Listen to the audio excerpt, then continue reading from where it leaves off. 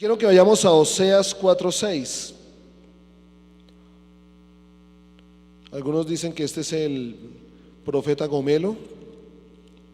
Oseas 4:6. Y quiero leer este versículo en varias versiones para que entendamos un poco lo que el Señor nos quiere decir a través de esta palabra. ¿Qué dice allí Oseas capítulo 4, versículo 6? Oseas capítulo 4, versículo 6 dice: mi pueblo fue destruido porque le faltó conocimiento. Por cuanto desechaste el conocimiento, yo te echaré del sacerdocio, y porque olvidaste la ley de tu Dios, también yo me olvidaré de tus hijos. Mi pueblo fue destruido porque le faltó conocimiento. Ahora, en la Nueva Traducción Viviente, este mismo versículo dice así: mi pueblo está siendo destruido porque no me conoce. Así como ustedes, sacerdotes, se niegan a conocerme, yo me niego a reconocerlos como mis sacerdotes. Ya que olvidaron las leyes de su Dios, yo me olvidaré de bendecir a sus hijos. Oseas, el mismo versículo, palabra de Dios para todos, dice: mi pueblo está destruido porque no conoce a Dios. Ya que no quisiste conocer a Dios, yo tampoco te aceptaré como mi sacerdote. Como has olvidado la ley de tu Dios, yo también olvidaré a tus hijos. Padre, que en esta mañana, Señor, así como hemos dispuesto nuestro corazón, así como lo hemos abierto para reconocer nuestra confianza en ti, también que nuestros pensamientos reconozcan nuestra confianza en ti, que nuestra manera de pensar reconozca nuestra confianza en ti, que lo que meditamos, que lo que pensamos, que cómo vemos las circunstancias reconozca nuestra confianza en ti. Te honramos y te bendecimos y te decimos: Señor, enséñanos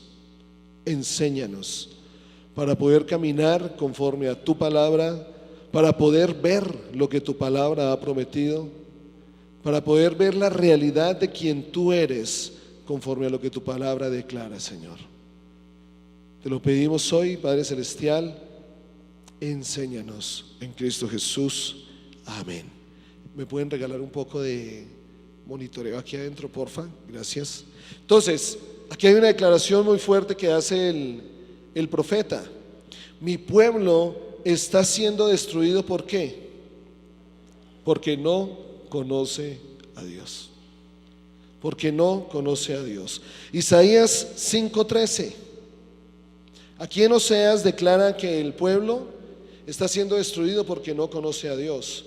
Hemos basado más nuestra confianza, o confiamos más en lo que conocemos, en lo que sabemos, en lo que creemos entender, más que en el conocimiento de Dios. Isaías 5:13, miren lo que declara. Voy a leer la versión Reina Valera. Dice: por tanto, mi pueblo fue llevado cautivo. ¿Por qué? Porque no tuvo conocimiento, y su gloria pereció de hambre, y su multitud se secó de sed. Este mismo versículo en la Nueva Traducción Viviente declara: por lo tanto, mi pueblo irá al destierro muy lejos porque no me conoce. La gente importante y los que reciben honra se morirán de hambre, y la gente común morirá de sed. Miren que hay una relación entre conocer a Dios, entre perecer o estar cautivo, pero también hay una relación entre la falta de conocimiento, lo que produce en las personas, o el fruto de no conocer a Dios. ¿Y cuál es el fruto de no conocer a Dios según este pasaje? Gente de honra morirá de hambre, y gente común morirá de sed. Según Oseas, cuál es el fruto o cuál es el resultado de no conocer a Dios? Dice que no nos aceptará como sacerdotes, y se olvidará de nuestras generaciones. Y nosotros podemos ver aquí, podemos analizar, hay una persona aquí que me debe un libro que dijo que me lo iba a prestar, que ¿por qué fracasan las naciones? Me pareció muy interesante lo que me comentaba de esto y me quedó dando vueltas, mirando cuáles son las naciones que han estado fracasando y cuáles son las naciones que en algún momento están siendo prosperadas. Y hay una realidad o hay algo directamente proporcional a la bendición de una nación, pues tiene que ver primeramente con su Dios, tiene que ver con la ley del Señor, y también vemos cómo ese fruto se manifiesta en las generaciones. Hay naciones que en este momento están recibiendo jóvenes que ya tengan alguna carrera, jóvenes que estén dispuestos a trabajar porque se quedaron sin generaciones. Hay naciones donde ya las personas son ya de edad adulta y no hay jóvenes en los cuales puedan continuar.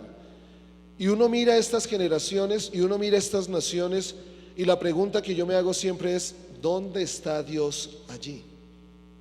Y esto también tiene que ver con nosotros como familia.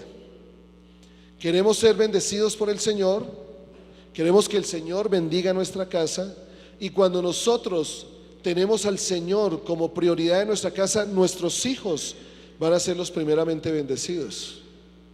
Pero uno mira aquellas familias donde realmente se olvidó al Señor, y uno ve el resultado de ese olvido en sus hijos, en sus hijos.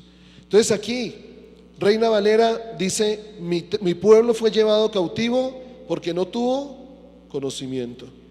Nueva Traducción Viviente dice: mi pueblo irá al destierro muy lejos porque no me conoce.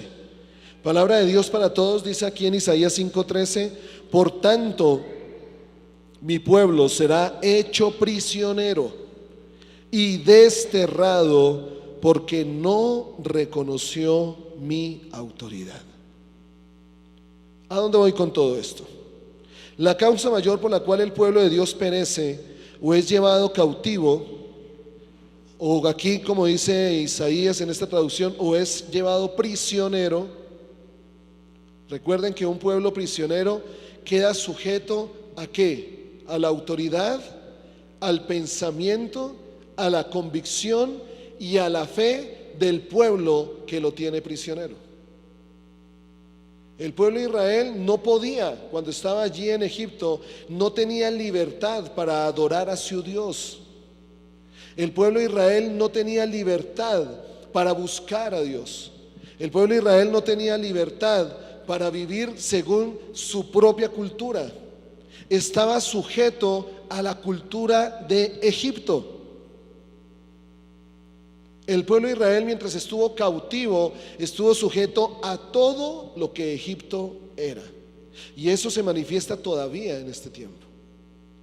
Todavía se manifiesta en este tiempo. Encontramos islas, las Islas Malvinas, que quedan aquí cerca de Argentina, ¿sí?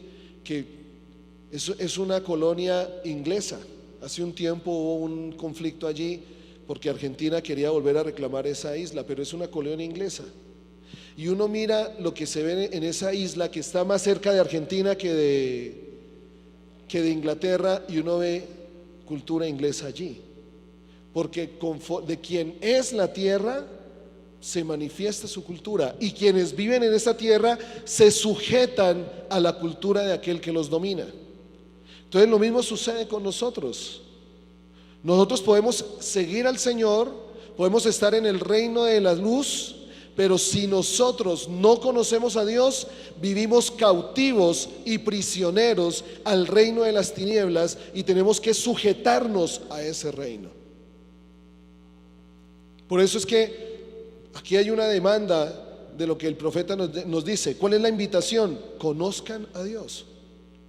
Entonces el pueblo, la causa mayor por la que el pueblo de Dios perece, es llevado prisionero o cautivo, es la ignorancia o la falta de verdad en nuestras vidas.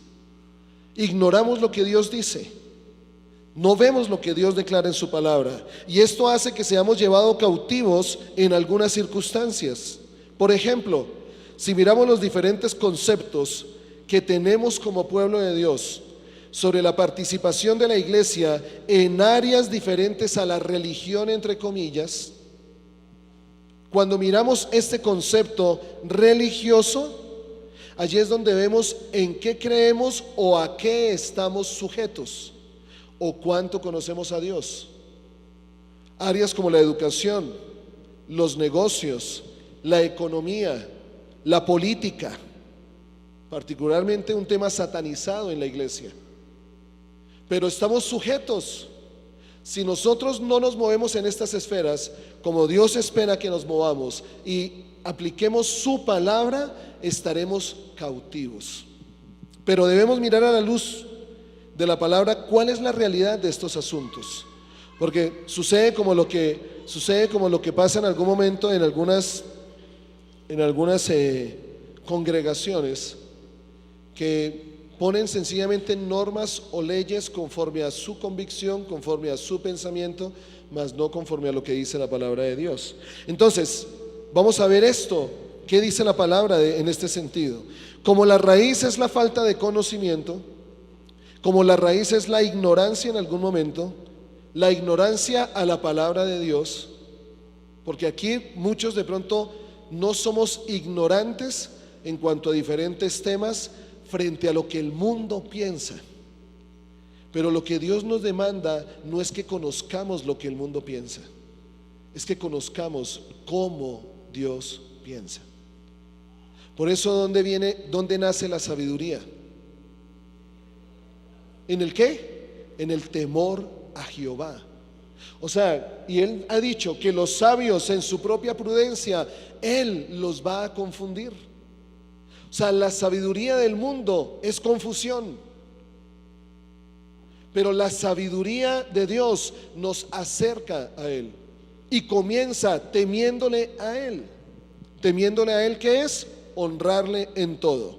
Entonces, como la raíz es la falta de conocimiento, la solución comienza por cumplir un mandato que Dios nos dio a todos como pueblo de Dios. Si nosotros vamos a Mateo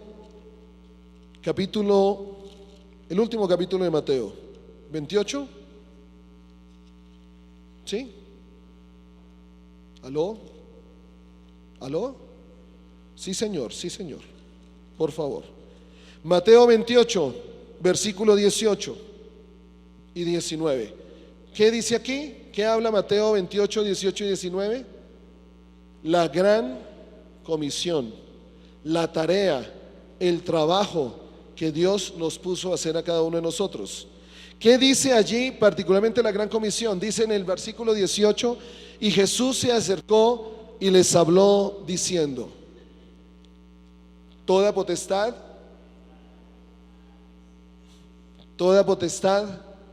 me es dada. ¿En dónde? ¿Y en dónde? O sea, Jesús, ¿dónde tiene la autoridad? En el cielo. ¿Y dónde tiene autoridad Cristo? Ahora, ¿Cristo tiene autoridad en la tierra? Tiene autoridad en la tierra. Todo se sujeta a Él. Ese es mi descanso. Ese es el descanso. En eso podemos descansar, que todo se sujeta a su autoridad. Por tanto, dice el versículo 19, por tanto, por cuanto Jesús tiene la autoridad en el cielo y la tiene en la tierra, por tanto, vayan y ¿qué? ¿Hagan qué? Discípulos a todas las naciones. Pero si nosotros miramos este versículo, según lo que dice, creo que dice Lucas 24, permítanme un momento.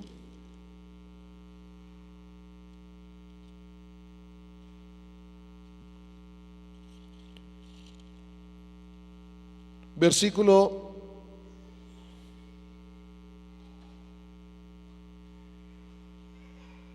no, perdón, no es Lucas 24.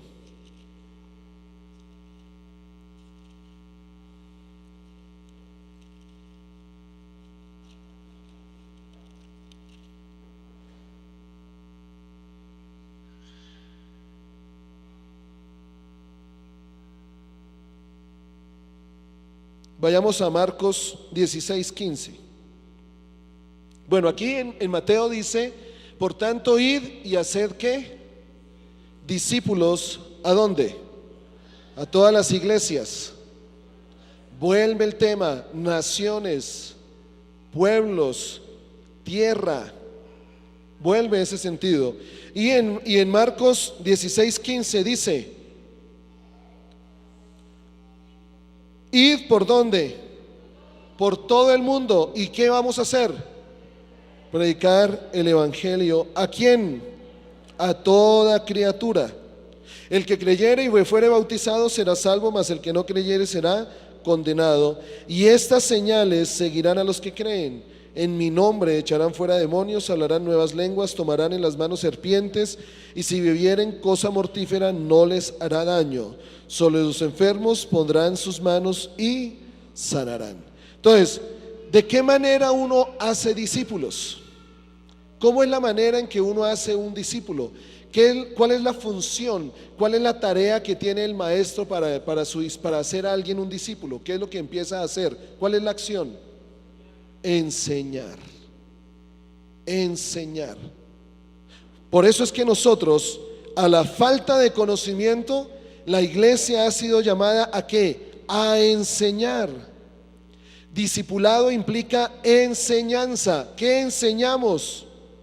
Bueno, ¿qué es lo que Dios piensa? ¿Cómo Dios piensa? Tengo un problema económico. Bueno, si haces esto, ¿qué es lo que Dios dice? Tenlo por seguro que Dios te va a honrar.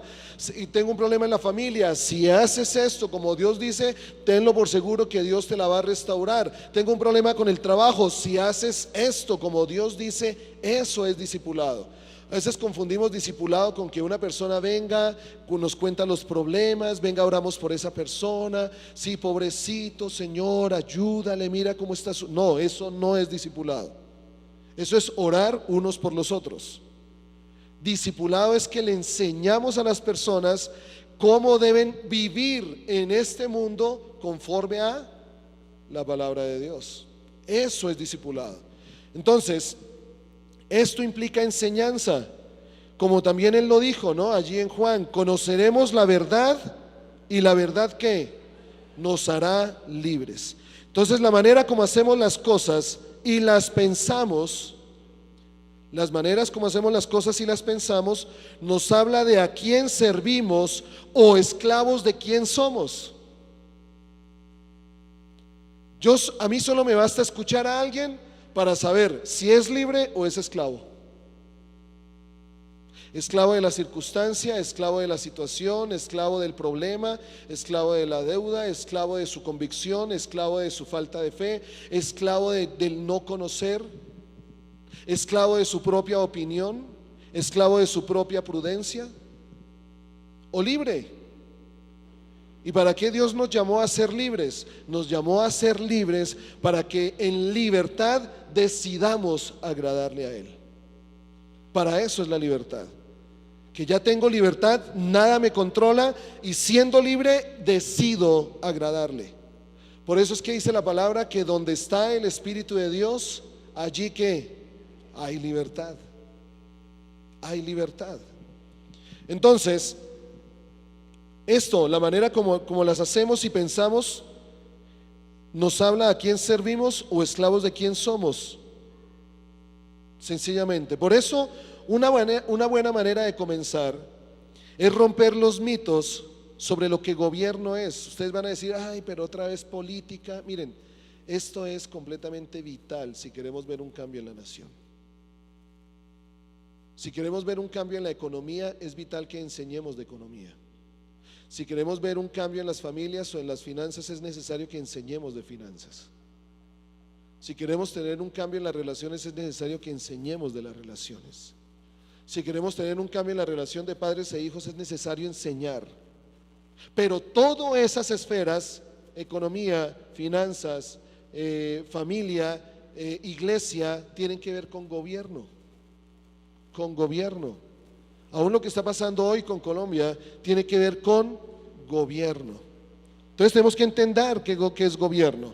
Y si gobierno es algo que está de acuerdo con el propósito perfecto de Dios, pues debo entender que gobierno también viene de Dios. Y si gobierno viene de Dios, pues debo aprender cuáles son los fundamentos, cuáles son los principios que la palabra de Dios me habla de lo que gobierno es, de lo que es gobernar. Lo cual implica que quienes somos los más idóneos para enseñar lo que es gobierno, somos aquellos que conocemos la palabra de Dios. O sea, ¿quiénes? Se supone que los hijos de Dios. Se supone. Porque muchas veces los hijos de Dios somos los que menos conocemos la palabra de Dios. Y así nos vamos a dar cuenta en qué nivel de entendimiento nos encontramos respecto a este asunto. Entonces, para esto vamos a mirar algunas cosas. Primero, generalmente asociamos gobierno con instituciones públicas o con personas que trabajan con el Estado, o aspectos políticos puramente. A usted le hablan de gobierno y ¿en qué piensan primero? Presidente y Congreso.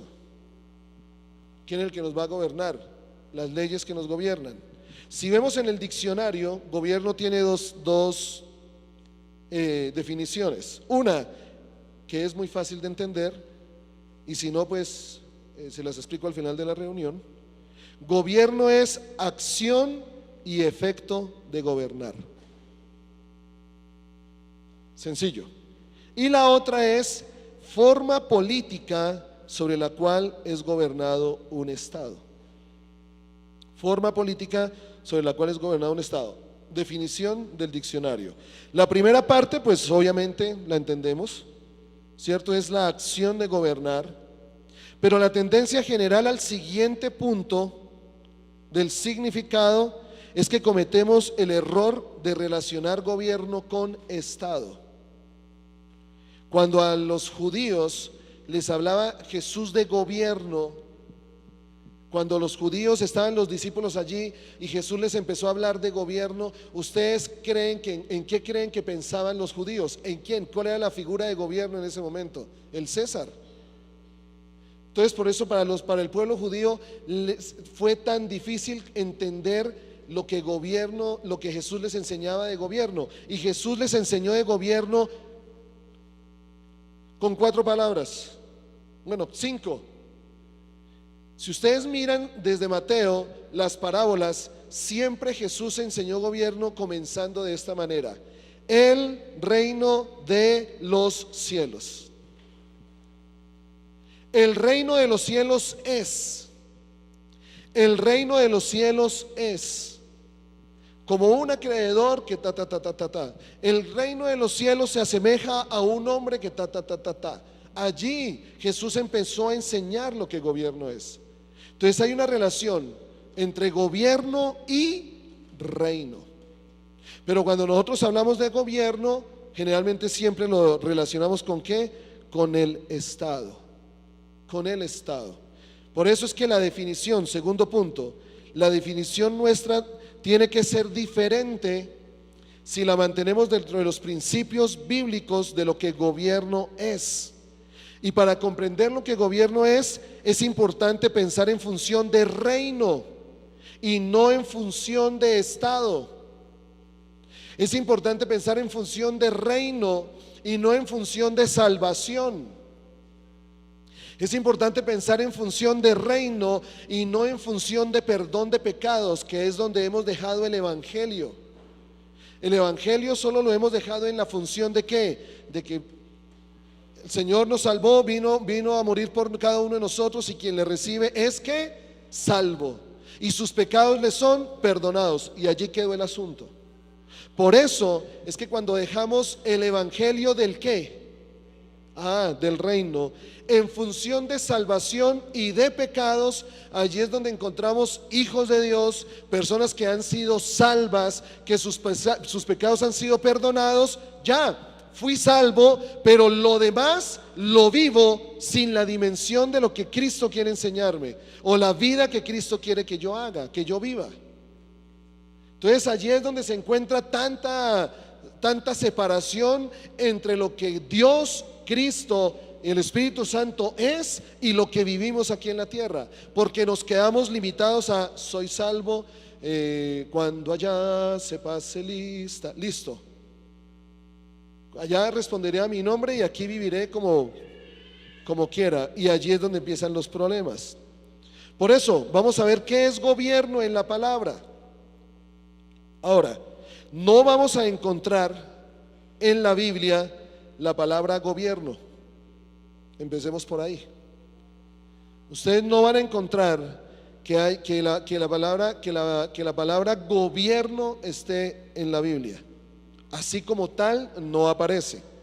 Pero sí hay palabras que se derivan de esto, como gobernador, gobernante, gobernar. Y hay una palabra particularmente en hebreo que en la Biblia se traduce como principado, y es como la primera mención de lo que tiene que ver con gobierno en la palabra, principado, y esta la encontramos en Isaías 9, versículos 6 y 7. Ustedes me dirán para dónde voy, ya en algún momento les empiezo a aclarar el asunto.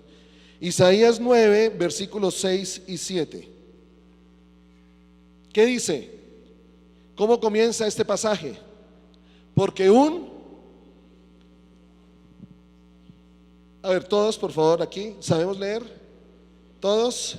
Bien, ok, entonces, porque un niño, hijo, y el principado sobre su hombro, y se llamará su nombre admirable, consejero, Dios fuerte, Padre eterno, príncipe de paz. Versículo 7. Lo dilatado de su imperio y la paz no tendrán límite sobre el trono de David y sobre su reino, disponiéndolo y confirmándolo en juicio y en justicia desde ahora y para siempre. Bueno, aquí hay una palabra hebrea donde dice lo dilatado de su imperio, y cuando dice que sobre su hombro ¿qué fue puesto? Principado. Esto habla de gobierno. Aquí el tema principal de esta profecía, y a quien hace referencia, es a Cristo. Y Cristo, si lo podemos decir de esta manera, Cristo es la realidad e imagen visible de lo que gobierno de Dios es. Entonces yo no puedo apartar gobierno de Cristo. No puedo apartar gobierno de Jesús. Las palabras principado e imperio son las mismas en el hebreo. Entonces podemos concluir que el origen del gobierno es ¿quién? Dios mismo. El origen del gobierno es Dios mismo. No solo lo ordenó, sino que la responsabilidad de gobernar descansa sobre él. Por eso es que cuando hemos declarado lo que pasa con las elecciones, cualquiera puede pensar, pero ves que allí no hay ninguno cristiano. Es que el gobierno no descansa en una persona. Y ese es el problema en el que hemos caído. El problema es que hemos caído, es que nosotros vemos esa la persona y mejor que la persona de este o cual esté allí gobernándonos. Ojo, mi pueblo pereció por falta de conocimiento. Mi bendición no va de acuerdo al color que suba hoy en la tarde. Mi bendición está en que Dios es Dios y en su gobierno yo estaré cubierto. Y la bendición de la nación está en el gobierno de Dios, no en el gobierno de aquel o pascual. Por eso es que, perdónenme, discúlpenme, pero esas discusiones no tienen sentido. Discutamos más bien si aquellos que están allí se ajustan al gobierno de Dios. Discutamos dónde encontramos la palabra de Dios aquí. No discutamos. Yo creo que todos se vieron los debates. Yo dejé de ver debates, porque es que ese no es el debate. El debate es Dios y su palabra. ¿Y lo demás? Dios y su palabra. Y que todo lo que está aquí debajo de sus pies se sujeta a su autoridad. Punto. Ahí está la discusión. Por eso es que gobierno nace en Dios mismo y en Él descansa el gobernar. De allí que Pablo en Romanos 13, 1 y 2 nos diga que el único que da autoridad es Dios. De allí que Pablo le enseña a Timoteo: sujétense a todas las autoridades puestas en la tierra, porque no hay autoridad que no haya sido dada ¿por quién? Por Dios. Entonces, si hay alguno que hoy va a subir, va a tener que sujetarse a la autoridad de Dios. Y si no se sujeta a la autoridad de Dios, va a tener que rendirle cuentas a Dios, porque Dios sí es gobierno, no el presidente. Y ustedes van a decir: pero es que los que no creen en Dios, entonces no. Yo descanso, yo cumplo con mi obligación como ciudadano, dirigido por el Espíritu Santo, porque tengo libertad para escoger. Pero si yo soy guiado por el Señor y veo lo que la palabra de Dios dice, puedo sacar conclusiones. Puedo sacar conclusiones. Hay un rey del que habló, del que fue pagano, que fue dado a favor de Israel, que fue Ciro. Se los dije hace unos días. Lean sobre Ciro. Dice la palabra que Dios despertó el espíritu de un rey pagano para moverlo a favor de su pueblo. Pero había unas cosas en este rey. Este rey tenía un corazón noble. Este rey respetaba los pueblos que él tomaba. Entonces miren cómo en algún momento el Señor nos puede hablar de muchas maneras. Aquí lo que tenemos que dejar claro es que en Dios nace el gobierno. Y otra cosa que dice Isaías es que su gobierno precede a la paz.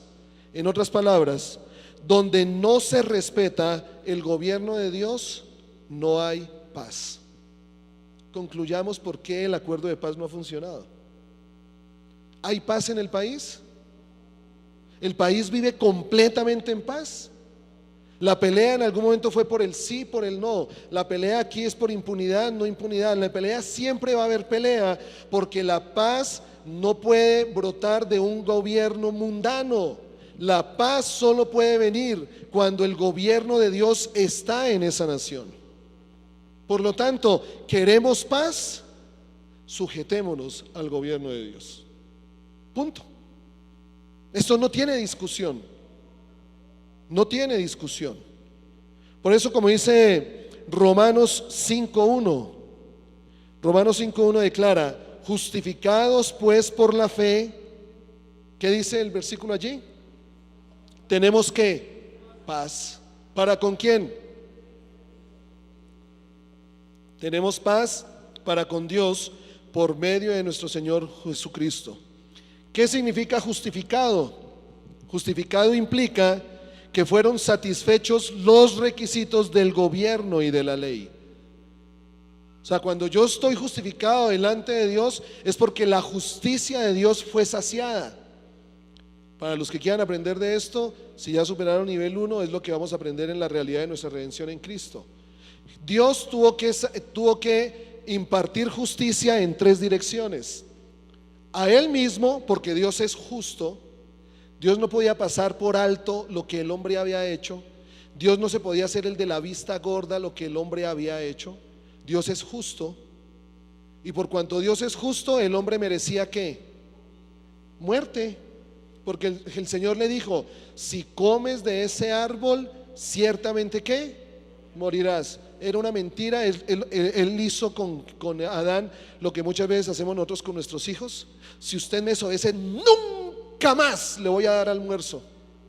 Y al otro día ahí está su platico de comida. Vivimos amenazando. Qué error tan grande. Y todos lo cometemos. Vivimos amenazando a nuestros hijos. Y a la final, ¿qué? Nuestros hijos se dan cuenta que ¿qué amenazas? Mi papá no es capaz. Si Él no es justo. Pero Dios no podía hacer lo mismo, porque Dios es. Dios no solo hace justicia, Dios es justo. Tenía que ser justo con Satanás. Y muchos se preguntan: ¿pero por qué con Satanás? Claro, porque Satanás obtuvo la autoridad en la tierra legalmente. ¿Satanás la robó? ¿Satanás la usurpó? No, el hombre se la entregó. El hombre se la entregó. Por eso Dios también tenía que ser justo con Satanás. Y Dios tenía que ser justo con el hombre. ¿Qué problema? Y aquí es donde viene la justificación. El hombre tenía que morir. Por eso un hombre murió. El hombre tenía ya la muerte en un hombre, somos justificados. O sea, se sació la justicia de Dios. Y solo puede haber gobierno de Dios donde la justicia de Dios ha sido saciada. ¿Y cuál es el fruto de la justicia según Isaías? Paz. No puede haber paz sin justicia. Vénganme los abogados que me vengan, vénganme a hablar lo que el acuerdo de paz dice, que la JEP, que la justicia especial que para la paz, que todo esto, sin justicia no hay paz.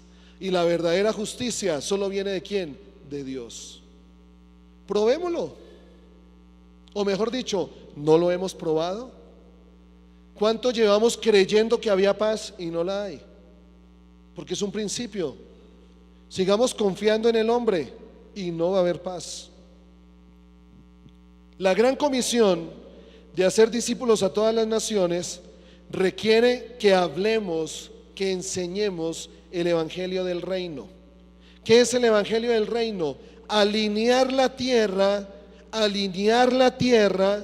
con las leyes y los preceptos de Dios.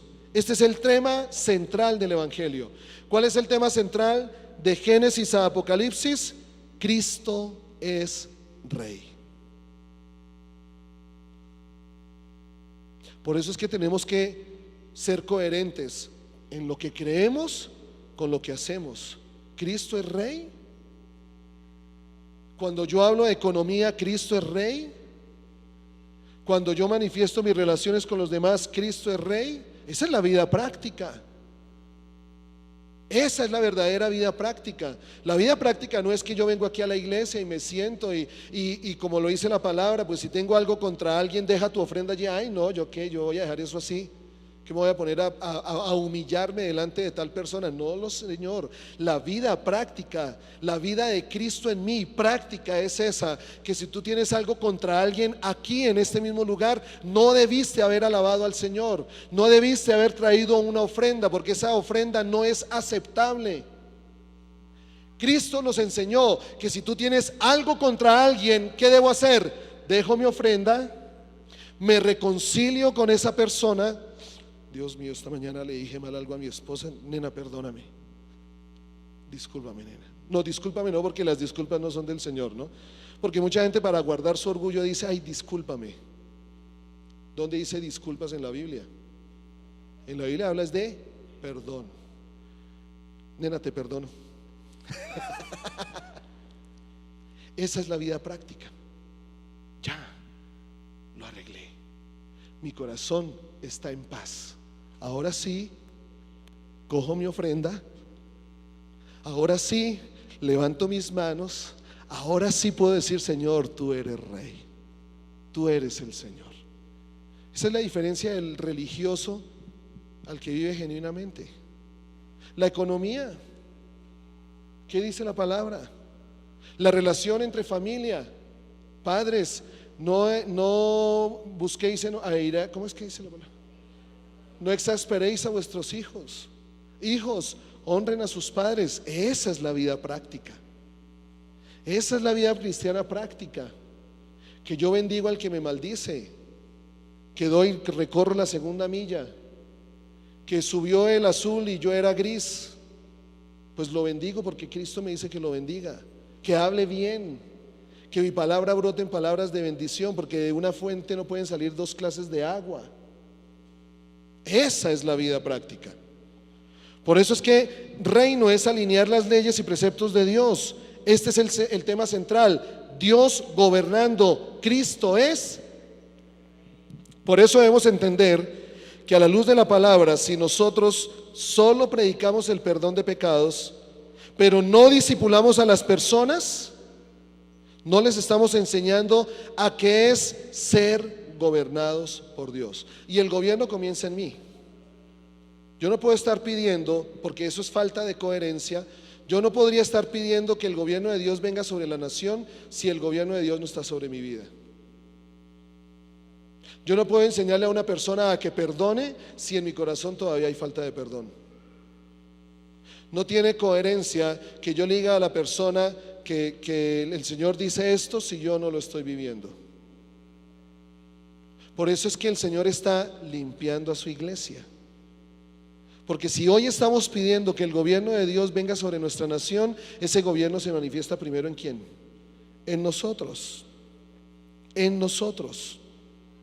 Entonces, si volvemos a Isaías, aparece esta expresión, principado, y segundo declara lo dilatado de su imperio. Y aquí viene otra palabra hebrea que significa aumentar. Y este aumentar está relacionado con multitud, con descendencia. O sea que el gobierno de Dios va ¿en qué? En aumento. Va en aumento. El gobierno de Dios no tiene límites. Que yo vea que el gobierno de Dios no está en Colombia, no quiere decir que no haya gobierno de Dios. El gobierno de Dios no tiene límites. Y depende de nosotros que sobre Colombia haya gobierno de Dios. Pero depende de nosotros. Pero Dios igual se está moviendo. Que subió el que, mejor dicho, el que esto, ¿qué? Entonces Dios se olvidó, le entró un lapsus allí al Señor y ya no se acordó de la... No. Dios está trabajando. Venga, Omar. Digamos que yo soy Dios, quédese ahí abajo, mantengamos las distancias. No, mentiras. Digamos que yo soy Dios y Omar es un hijo de Dios. Dios está trabajando. Por la eternidad Dios está trabajando. ¿Qué espera Dios que Omar haga? ¿Qué dice la palabra? ¿Pero qué dice la palabra de cuando Dios está trabajando? Mi Padre trabaja y yo trabajo. Jesús decía, lo que yo veo hacer a mi Padre, eso hago. O sea que si el Padre va para este lado,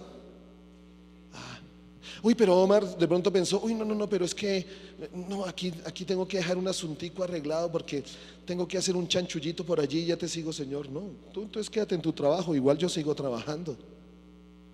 El Padre se sigue moviendo. Que nosotros nos quedamos enfrascados en nuestros problemas, que nosotros nos quedamos enfrascados en nuestras circunstancias. Omar se quedó mirando al piso. El Padre sigue trabajando. ¿Y el Padre a quién busca? Entonces Omar se quedó allí mirando al piso. ¿Quién está para seguir al Padre? Uno. ¿Quién? Uno. Ok, Chucho. No, yo no iba a decir Chucho. Entonces Chucho, ¿dónde tiene los puestos? Los puestos. ¿Dónde tiene puestos los ojos? Ya. ¿Dónde tiene los ojos puestos? En el Padre. ¿Dónde se quedó Omar? Enfrascado. ¿Y dónde va Chucho? Con el Padre. Que Chucho en algún momento vino una circunstancia pero confía en el Padre. Pone su circunstancia delante del Señor y sigue. El Padre sigue trabajando. Sigue moviéndose, solo espera que Chucho, que el Hijo de Dios le siga. Pero nosotros estamos enfrascados en nuestros, gracias Hijo de Dios, nosotros estamos enfrascados en nuestros problemas, en nuestras convicciones, y creemos que como nosotros nos enfrascamos, Dios se paralizó. No, señores, Dios sigue trabajando. Dios sigue trabajando. Y allí es cuando de pronto nos damos cuenta que en algún momento nos apartamos del Señor. Ya lo sentimos lejanos. Ay, Señor, pero ¿por qué? Porque ya yo siento que no me escuchas. Cuando oro siento que estoy hablándole a la pared.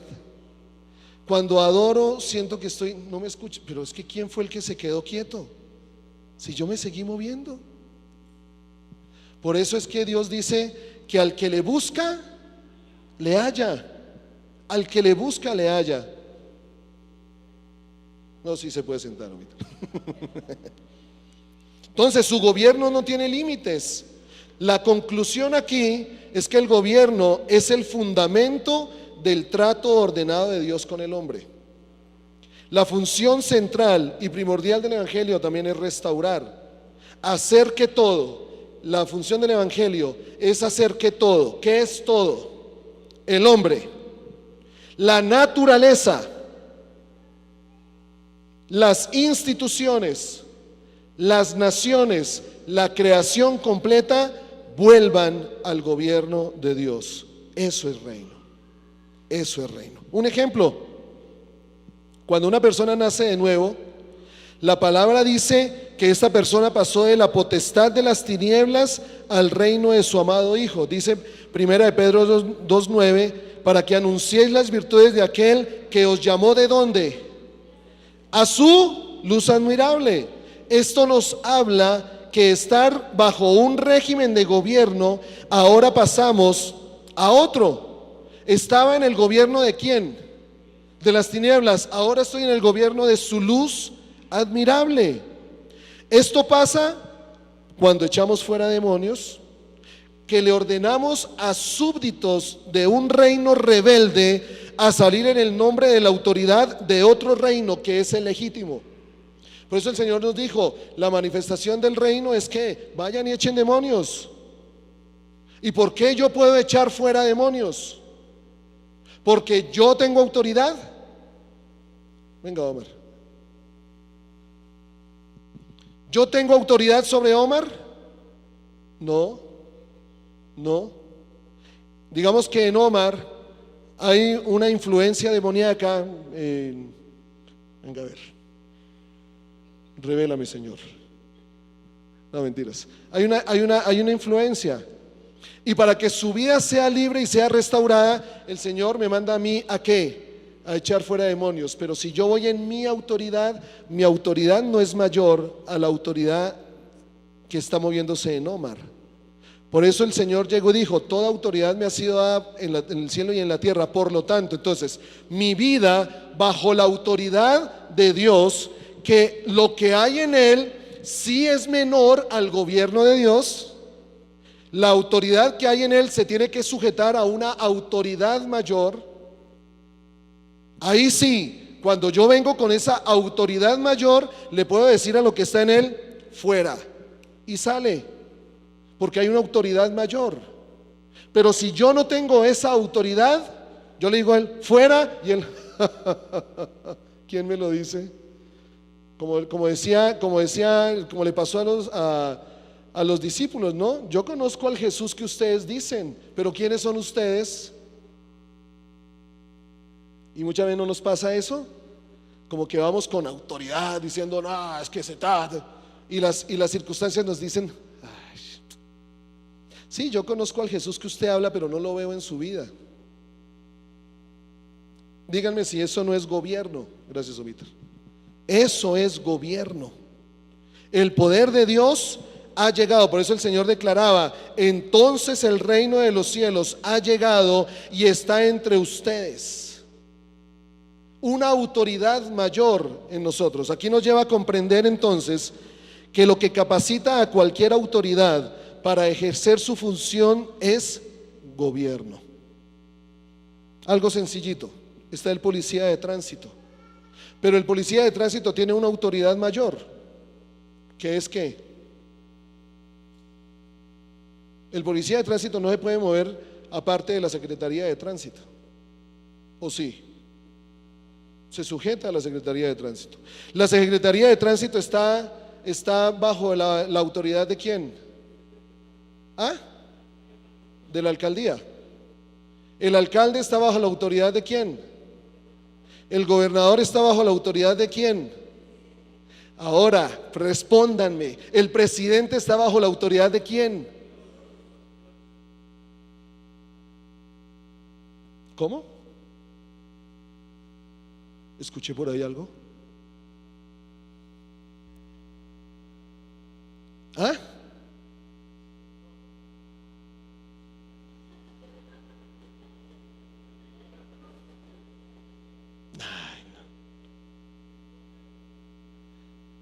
Eso es lo que creemos, Alan. ojo, gracias Javier por decirlo. Eso es lo que nuestros ojos ven, pero esa es la realidad. Porque una cosa es lo que nuestros ojos ven, y cuando nuestros ojos ven, nosotros nos movemos conforme a lo que nuestros ojos ven.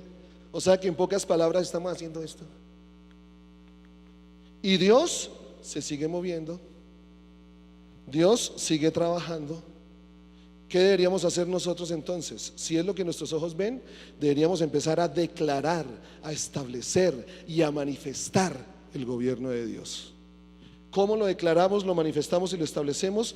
Poniendo nuestra vida bajo el gobierno de Dios. Miren, un solo ejemplo de Donald Trump, que dicen que todos están bajo sujetos a Trump. Trump, ¿por qué se está moviendo por los planes de Dios con Israel? No, Trump tiene el control. El Señor está moviendo a ese gobierno para restaurar la nación de Israel. ¿Por qué creen que llevaron la embajada a Jerusalén? Piensen, Trump se está moviendo por los designios de Dios. ¡Ja! A mí no me vienen con el cuentico de que hombre alguno que no está sujeto a Dios. Miren esas acciones en el mundo, mírenlas. Dios está usando a Donald Trump para restaurar a su nación, a Israel. ¿Qué problemas tan grandes? Pues claro, porque es que el reino de las tinieblas no se va a quedar quieto.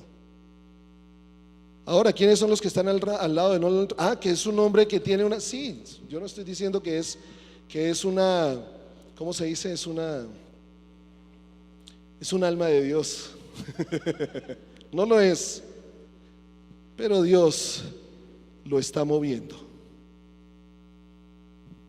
Tan curioso es que en el gobierno de Donald Trump, ahorita en Estados Unidos, está pasando algo muy interesante con el pueblo cristiano y el pueblo judío.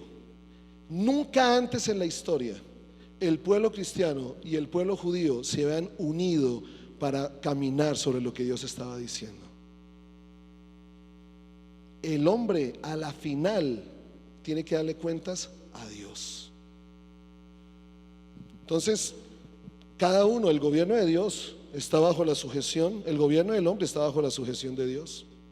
Tarde que temprano tendrá que rendirle cuentas, y depende de nosotros que esa dimensión de gobierno venga a la tierra. Entonces, por eso esto nos ayuda a comprender por qué el gobierno humano ha sido delegado por Dios. Génesis 1:26 dice que y señoreen, fructifiquen, llenen la tierra, señoreenla, sojúzguenla. ¿Qué se llama eso? Gobierno. Encontramos aquí entonces el concepto y el mandato de Dios para el hombre, de llenar la tierra con el gobierno de Dios. ¿Qué fue lo que pasó? El hombre se pone debajo del gobierno de Satanás y pues llena la tierra ¿de qué? De tinieblas. Por eso es que Jesús viene para que en medio de las tinieblas, nosotros que hemos conocido al Señor, que nos ha sacado de las tinieblas, porque cada uno de nosotros nos ha sacado de las tinieblas. A cada uno de nosotros estábamos perdidos. ¿O ustedes creen que es que son importantes para el Señor? No, necesitamos de Dios. Dios fue el que nos sacó de las tinieblas. ¿A dónde? A su luz. Y como nos sacó de las tinieblas a su luz, ahí es donde Jesús dice: ustedes son la luz del mundo. ¿La luz de qué? ¿La luz del qué? ¿La luz de qué? Del mundo. Mundo, Colombia, tierra, barrio, ciudad. No ¿qué vamos a hacer luz aquí en la congregación? Aquí estamos antes, hay mucha luz. Junten bombillos y en algún momento todo hace así, pero sáquenlo a la oscuridad. Entonces, en la Biblia uno encuentra cuál debe ser la actitud y los requisitos de vida, por ejemplo, de las cabezas de familia. ¿Cuáles son los requisitos de vida de las autoridades de la iglesia? ¿Cuáles son los requisitos de gobierno de Dios para la nación? Ahora, ¿qué responsabilidad tiene la iglesia ante Dios? Porque aquí está claro quiénes son los que deben gobernar, quiénes son los que deben estar en un puesto de gobierno. A los padres nos dicen cómo debemos ser como padres, A los ancianos de las iglesias les dice cómo deben ser los ancianos de la iglesia. A los gobernantes les dice cómo deben ser los gobernantes. La cuestión es, nosotros nos estamos tomando el tiempo de buscar eso en la palabra.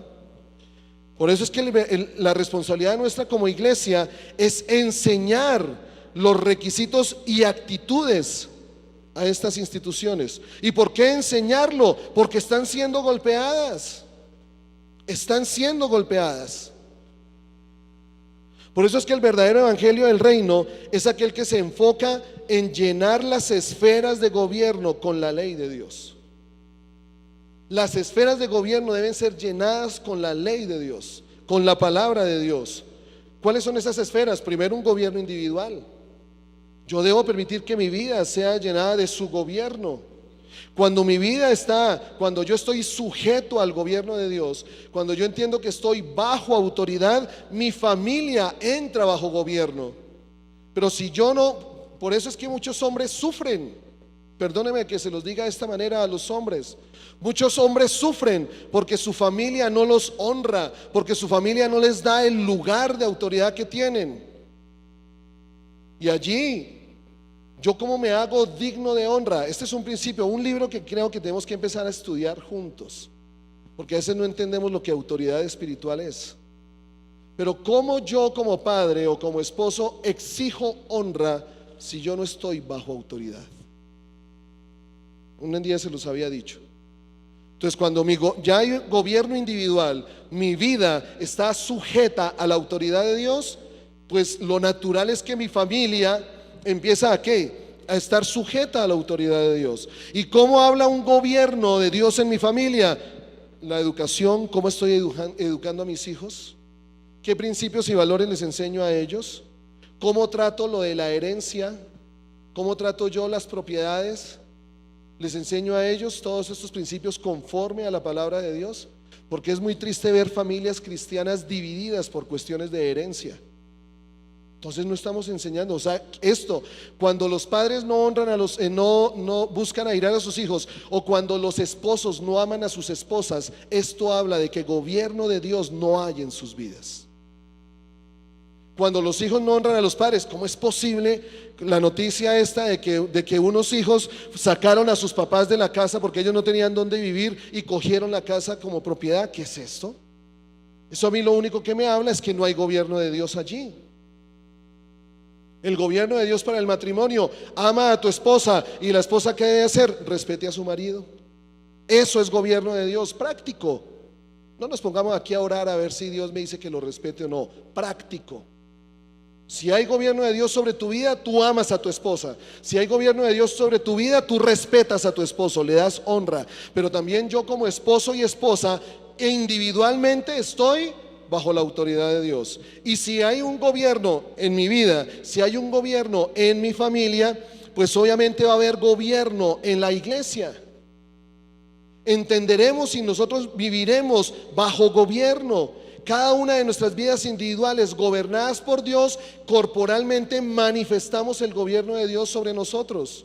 Y si manifestamos el gobierno de Dios sobre nosotros como congregación, nos movemos en un mismo espíritu, en una misma fe, con un mismo Señor, en un mismo sentir, con una misma visión, pues ese gobierno de Dios en medio de nosotros, adivinen dónde se va a manifestar.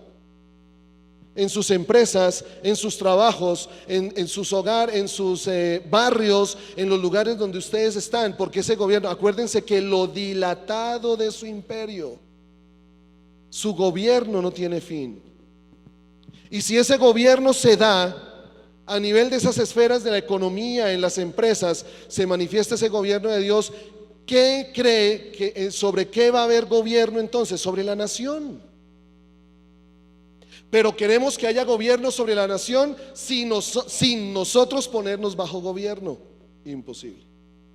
Imposible. Y como Dios es un Dios de orden, Dios es un Dios de orden, Dios respeta las instituciones de gobierno que Él estableció. Por lo tanto, es necesario reconciliar toda institución con la palabra de Dios. Y esto es lo que nos aclara la aparente separación entre iglesia y gobierno. Es un plan de Satanás hacerle creer a la iglesia que la iglesia no se debe meter en gobierno. Si la iglesia es la que está llamada a enseñar de gobierno, la iglesia es la que está llamada a demostrar el gobierno de Dios.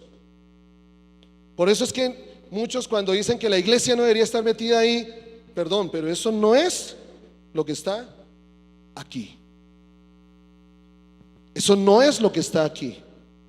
Lo que dice la palabra no es eso. Que lo manejemos mal es otra cosa. Que en algún momento se haga como no debe ser, no anula el hecho de que la iglesia debe estar involucrada en gobierno, porque es la única manera en que el gobierno de Dios puede venir a la nación. Que eso no es de Dios, que no está en su palabra, esa es una trampa para evitar que nosotros cumplamos la función del evangelio del reino. Ahora, no me vayan a decir que es que el gobierno de Dios y el gobierno de una nación son cosas diferentes. Miremos Isaías 33, 22 rápidamente, ya voy a terminar. Isaías 33, 22. Miren lo que dice este versículo. ¿Qué dice allí?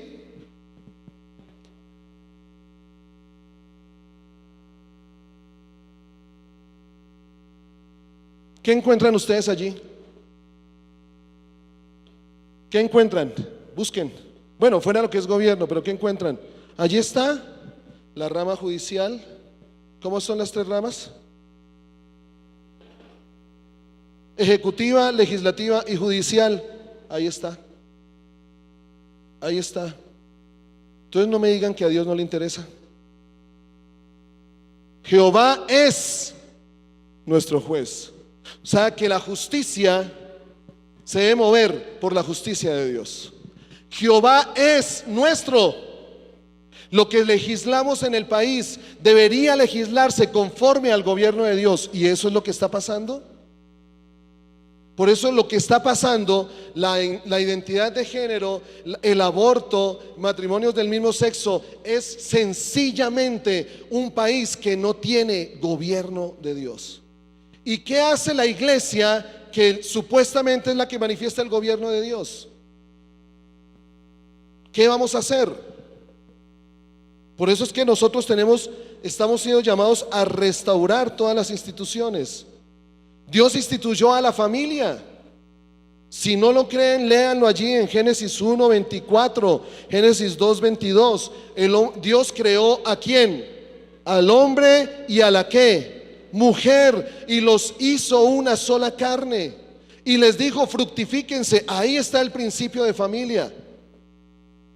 ¿Qué debemos hacer como iglesia? Restaurar la familia conforme al principio de Dios. Iglesia. La iglesia es la institución a la que Jesús comisionó para promulgar sus enseñanzas. Debemos volver a eso. La iglesia no es un club social, perdónenme que se los diga. La iglesia no es algo, no es un voluntariado. No lo voy a decir de esa manera. Cuando se me da la voluntad, lo hago. Cuando no, esa no es la iglesia. La iglesia, como lo dice la palabra, es que es un grupo de personas que el Señor está edificando sobre la roca que es Cristo Jesús, para traer autoridad y gobierno a toda esfera. Y en esa esfera fue que Jesús dijo: sobre esta roca, que es la revelación de que yo soy el Hijo de Dios, edificaré mi iglesia. ¿Y qué estaba diciendo Jesús de la iglesia? Esa asamblea de hombres y mujeres que se paran en las puertas de la ciudad y son los que tienen la autoridad para permitir entrar o no entrar a aquello que viene o no viene de Dios. Esa es la iglesia. Pero se nos volvió un club social. Ay, reunámonos los domingos. Igual, pues cuando yo voy al Club Suamox, pues allá el almuerzo lo sirven desde las 12 hasta las 3 de la tarde. Pues se los digo con amor, porque aún eso habla de gobierno de Dios. Pero ¿cómo es posible que nosotros le demos más pleitesía a personas que, cuando dice la palabra, no hay justo ni aún uno, pero hay una persona de la cual dependa nuestro trabajo? A ver si no le llegamos faltando un cuarto para las 8, si nos dijo que a las 8 estuviéramos en la cita. Y Dios, que supuestamente es todo para nosotros, es voluntario. Eso habla de gobierno de Dios. Eso habla de gobierno de Dios. Dios es mi Señor. Realmente mi vida está sujeta a su gobierno y lo que Él me dice que yo haga, lo hago. Ahora el gobierno, la nación. Cuando Dios llega y le dice al hombre en Génesis 1:26, hagamos al hombre a qué semejanza y a qué imagen, a la imagen de Dios, para que tenga poder sobre los peces del mar, las aves de los cielos, en toda la tierra, y reinará sobre los animales terrestres y sobre todo. Eso es gobierno. Familia, iglesia, nación son representaciones del gobierno de Dios. Y en eso estamos llamados nosotros ¿a qué? A restaurar. Por eso Jesús, cuando el diablo lo tentó allí en Lucas 4:4, le dijo algo muy cierto. Voy a leer la traducción, nueva traducción viviente. Llega y dice, cuando Satanás llega y le dice, pero ¿acaso tú no eres hijo de Dios? Pues haz que estas piedras se conviertan en pan. ¿Qué le está diciendo a Jesús? Sepárate del gobierno de Dios y hazlo a tu propia manera, que tú puedes. No lo hagas como Dios te lo dijo, hazlo tú en tus fuerzas. Eso era lo que le estaba diciendo Satanás. ¿Y qué le respondió Jesús? No solo de pan vive el hombre, sino ¿de dónde vive? De toda palabra que sale de la boca de Dios. Esta traducción dice, no Señor. Esta traducción dice, no Señor. Las escrituras dicen, la gente no vive solo de pan. Así que aquí le estaba hablando al hombre, no le estaba hablando al cristiano, no le estaba hablando al creyente, le estaba hablando al hombre que no lo quiera creer, que no haya entregado su vida a Dios, es diferente. Pero aquí le estaba diciendo al hombre que toda su vida debe estar regida por la palabra de Dios. Si lo parafraseamos, estaría diciendo, la familia, la iglesia, la nación no comen de solo pan, no viven de solo pan, sino de la palabra de Dios, sino la palabra que Dios enseña. Si ignoramos las leyes, estas no nos eximen de cumplirlas. Que no conozcamos la palabra de Dios no quiere decir que no las cumplamos. Por eso la conclusión final es que estas tres instituciones, familia, iglesia, gobierno en la nación, son instituciones santas. Y quiero que entendamos bien esto. Fueron instituidas por Dios y las tres son ministerios de Dios. Aunque lo que se ve en la práctica es muy distinto, debemos separar las personas de las funciones que desempeñan. Por ejemplo, padres abusadores no habla de que la familia sea una institución corrupta. Ministros cristianos que caen en adulterio no significa que la iglesia sea una institución corrupta. Gobernantes corruptos no quiere decir que el Estado es una institución corrupta. Y es allí donde vemos la función del evangelio del reino, restaurar estas naciones. Por lo tanto, el gobierno en sí no es bueno ni malo. Por ejemplo, la corriente eléctrica que se debe revivir a alguien que está muerto, la corriente eléctrica funciona para revivir a alguien que está muerto o lo puede matar. ¿El problema es la corriente eléctrica? No. ¿La corriente en sí misma es mala? No. Es según el uso que se le dé. Entonces, ¿el gobierno en sí es malo? No. La pregunta es ¿qué uso le estamos dando? ¿Para nuestro propio beneficio? Por eso es que la naturaleza y calidad de esa corriente eléctrica que puede producir vida o muerte no se deriva de ella misma, se deriva de la fuente de donde proviene. Y esto nos lleva nuevamente al comienzo. ¿Cuál es la fuente de gobierno sobre nuestras vidas? ¿Es Dios o son las tinieblas? Y por esto la misma Biblia dice que de una misma fuente no pueden salir dos clases de agua. O manifiesto el gobierno de Dios o manifiesto el de las tinieblas. Ay, pero es que yo predico del Señor, pero puedes estar manifestando el gobierno de las tinieblas. Ah, pero la gente sabe que soy cristiano, sí, pero también sabe que llevas una doble contabilidad. ¿Qué gobierno entonces está sujeto sobre tu vida? Ah, es que la gente ve que yo voy a la iglesia, sí, pero le golpeas a tu esposa. ¿Qué gobierno de Dios entonces? ¿Qué gobierno es el que está sobre tu vida? Ay, pero ellos ven que yo asisto a jóvenes, sí, pero no honras a tus padres. ¿Qué gobierno está sobre tu vida? Por eso Isaías 14, del 13 al 14 dice: tú que decías en tu corazón, hablando de Luzbel, tú que decías en tu corazón, subiré al cielo, en lo alto junto a las estrellas de Dios levantaré mi trono, y en el monte del testimonio me sentaré a los lados del norte, sobre las alturas de las nubes subiré y seré semejante al Altísimo. ¿Frente a qué realidad nos pone esta palabra? Frente a la realidad de dos fuentes que producen dos naturalezas. O mi vida está bajo el gobierno de Dios y lo manifiesta, o mi vida no está bajo el gobierno de Dios y no lo manifiesta. Y yo les pregunto, ¿qué necesita nuestra nación? ¿Confiar en el que va a subir? ¿O que nosotros, que entendemos el gobierno de Dios, bendigamos nuestra nación con el gobierno de Él? Eso es lo que necesita nuestra nación. Nuestra nación necesita que tú y yo, sujetos al Señor, traigamos la dimensión de su gobierno para que las instituciones de la nación sean cambiadas. Esta nación no necesita que hablemos mal de las personas. Dios ama al pecador, aborrece el pecado. Dios ama a ver, voy a empezar bien, o si no de pronto me lo malinterpretan. Dios ama a Humberto de la Calle. Dios ama a Germán Vargas Lleras. Dios ama a Duque. Dios ama a Petro. Dios ama a Fajardo. ¿Perdón? ¿Alguien llevó la contraria? Si no lo cree, pues lean la palabra. Dios los ama. Y si Dios los ama, ¿qué deberíamos manifestar nosotros? Amor. ¿Y cómo se manifiesta el amor? Bendiciendo. Bendiciendo. ¿Saben lo que necesitan estos 5 hombres allí? Bendición.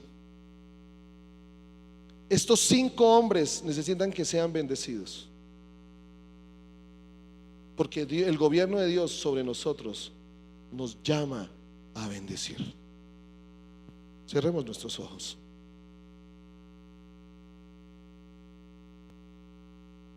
Tenemos que entender el papel que Dios nos llamó y responder a ese llamado.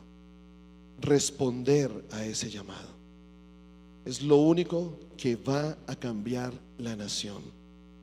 Personas que están sujetas al gobierno de Dios, que levantan familias sujetas al gobierno de Dios, que llevan a la iglesia a estar sujeta al gobierno de Dios, para que toda institución esté bajo el gobierno de Dios y así el Estado y la nación estén sujetos al gobierno de Dios.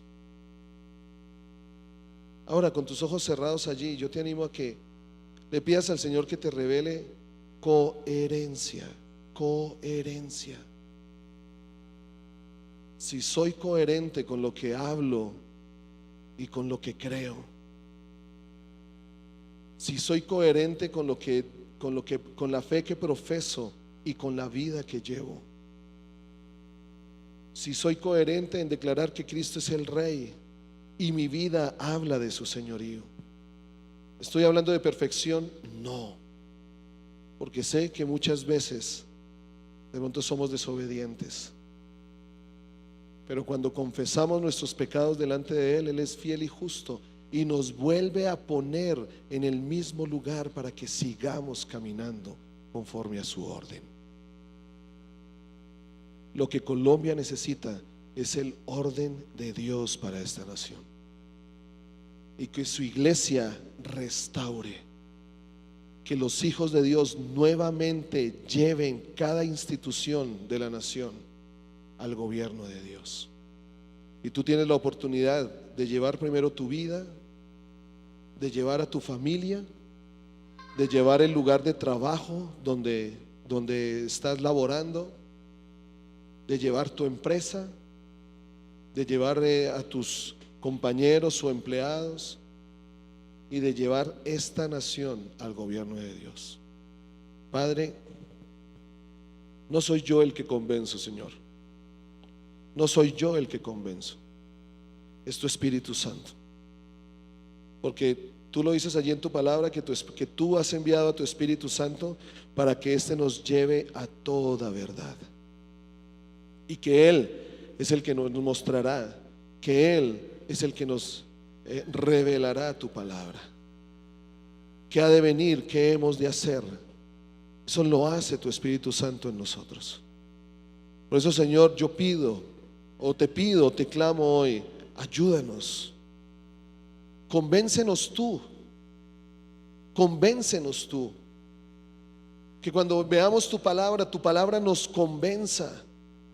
Tu palabra es la que cambia nuestra manera de pensar, no lo que dice una persona, no lo que dice Henry, no, es tu palabra. Y que permitamos, al ver tu palabra y al ser revelada sobre nuestras vidas, y aún hay palabra que no necesita ser revelada, Señor. Hay principios tan prácticos que están puestos allí. Ayúdanos a poner nuestra vida bajo tu gobierno, obedeciendo estos principios. Y vidas gobernadas por Dios harán que la nación de Colombia sea gobernada por Dios. Yo suelto, Señor, lo que sentimos por este día que estamos viviendo y por este día que la nación está viviendo. ¿Sabes, Padre? Cumpliré mi deber como ciudadano colombiano, pero descanso en ti, que tú eres Dios, que tú no paras y que tú sigues trabajando en Cristo Jesús. Amén.